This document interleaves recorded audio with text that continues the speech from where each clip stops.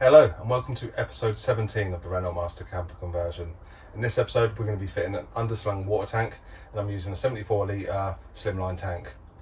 Now it's important to have a wastewater tank, especially if you're going to Europe, because some countries will fine you for not having it and possibly even confiscate your vehicle.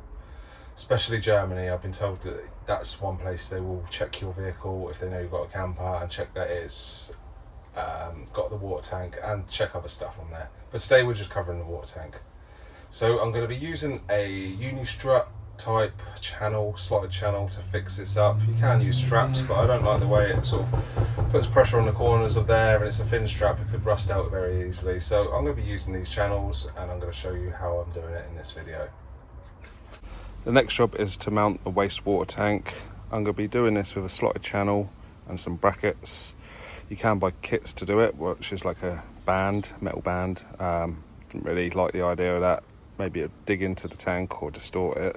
So I'm going to use these slotted channels. I think they're stronger and better, and it works out cheaper as well. Paid about 20 quid from my local steel manufacturers for all the parts I need. Unfortunately, I don't have a lift, so I'm using these little ramps to get the van a bit higher. Driven the front up the ramps, then I just jacked up the back and put a bit of wood under there, and then I've got a bit of carpet if I can lay on that to get underneath. Next, I need to pick a spot where I want the tank to go. I've previously done this because I needed to work out the wastewater to make sure everything's going to work out.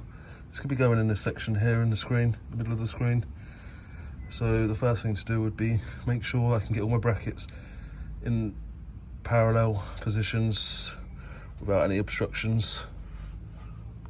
This is the only side that has obstructions, but they're just cables and pipes, so I can work around them. One will be going there in the middle of the screen. Just pull that cable off temporarily while I put the brackets in, and then I can put it back on.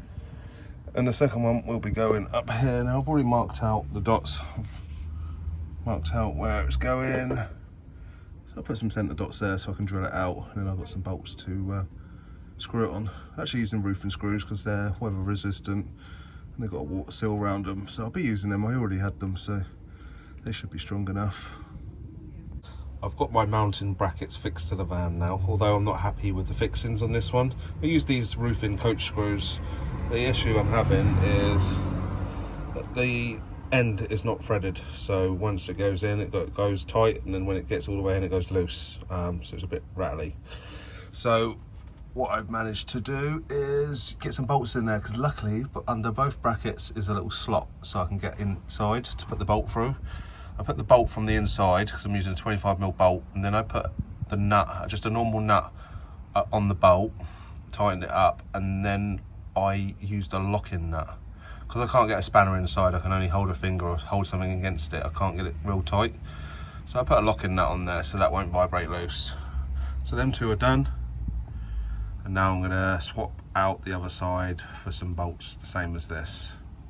Now my bolts are swapped out, I've also put the studs on here. I did actually buy bolts and I wanted to slide them from the top and put a nut on the bottom to lock it in, but I couldn't do it because they're too long, so I just put a locking nut on top. Got my next one ready to go on over here. And the way I spaced these is I measured from the inside, from that edge to that edge is the size of the tank. So I've got a little bit of play because the bolts come through the middle, so we've got the distance from the edge of the hole to the edge of the plate play, just in case we need to shuffle it around a little bit. So that's how I positioned them, and then I've measured the studs long enough just to clear the tank and get the channel on. The outside of my brackets is 640, but I'm rounding it up to the nearest centre of the slots, which is 650. So I'm going to cut it there, then fit this under the van. I've put one of the brackets on there just loosely on the end of the thread so I can slide the water tank in. Once it's in there, I'll push it up, and then I'll put the other bracket on this one and then tighten it all up. The next thing to do before you fit the tank is fit your inlets. I fitted this one here for my shower, and then the chassis of the van comes along here, which this is going to be tight against. So I can't combine my waste for my shower and my sink, so I'll put another waste in over here. It might be in the side, this one. I'm not sure yet until I drill the hole for the sink, but I haven't built the kitchen yet. So I'll do that first, fit the sink, do the waste, and then finally plummet into here. Just means dropping this off the bottom of the van quickly just to get the nut tightened, and then I'll put it back on and it will be all done. Now that my dirty water tank is fitted, I can cut the hose to my shower waste to length.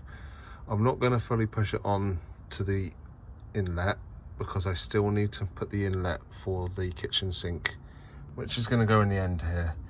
So I'm going to have to remove this tank to fit the inlet, and then once I've done that, then I'll connect both hoses. My wastewater tank is now complete. I'm quite happy with how it's come out. It looks very neat and a very sturdy job. I did cut these channels a little bit. There's a little lip on here, and then my impact driver wrench wouldn't go in there. So I just cut the lip off so it can get in there, so I can get it off easily with the impact driver or a socket set.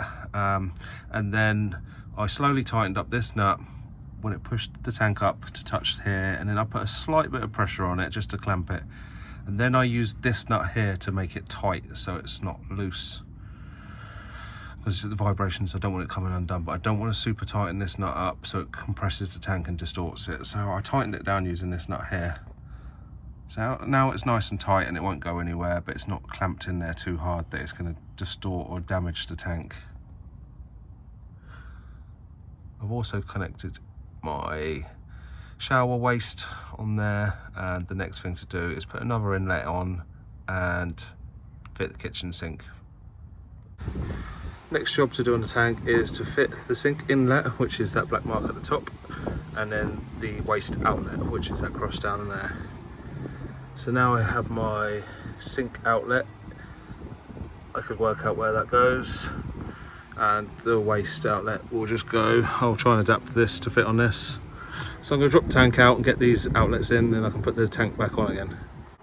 So I fitted my sink inlet and my waste outlet, so I'm going to connect up my sink inlet now to the sink waste pipe. The final job I'm going to do in the water tank now is add an electric solenoid onto here. I used this as a reference point to get a good position for the hole. It wasn't no good in here because it come up in the middle of the floor, so I've come up here, which comes up inside the stud wall, which I'll show you from the inside. That's my solenoid valve fitted, and I've used a waterproof plug under there. I've also sealed up the end of the cables because I don't want any water getting into the conduit, just extra safeguarding. There's already a drain point on my van. This plate was already here, but I had to move it down a little bit so I could get this tap in, because otherwise it was higher than the tank. But that's all connected up now, so just got to connect up the solenoid to the power, put a switch in, and then that'll be complete.